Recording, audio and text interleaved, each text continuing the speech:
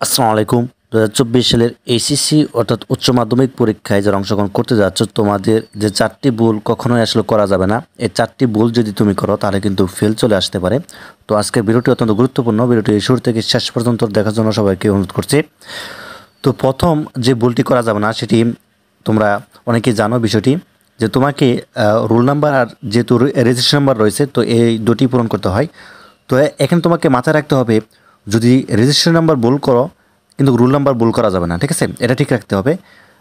আর যে roll number ভুল হয়ে যায় কোনো কারণে, রেজিস্ট্রেশন নাম্বার যেন ঠিক থাকে, এই বিষয়টি মাথায় রাখবে, তো সঠিকভাবে পূরণ করবে।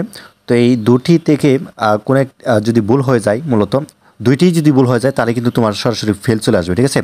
অ্যাটলিস্ট তোমার রোল নাম্বারটা যদি সঠিক থাকে তাহলে কিন্তু পাস আসবে।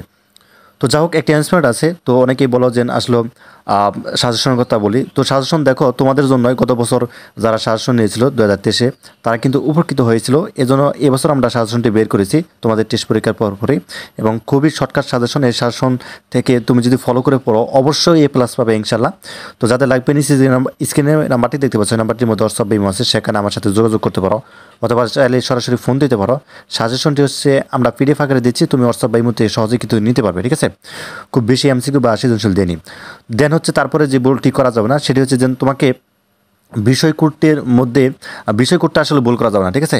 বিষয় কোড ভুল করলে দেখা যাচ্ছে অনেক সময় ফেল দিয়ে দেয়, ঠিক আছে? তো এই বিষয়টি অবশ্যই মাথায় রাখবে। দেন হচ্ছে তোমাকে কি করা যাবে না, তোমাকে হচ্ছে পরীক্ষায় দেরি করে আসা যাবে না, ঠিক আছে? পরীক্ষা কেন্দ্রে দেরি করে আসা যাবে না। তুমি যদি আধা ঘন্টা লেট করে আসো বা হচ্ছে দেরি করে আসো, তোমাকে জবাবদিহি করতে হবে। তো এই বিষয়টি কখনোই করা যাবে না।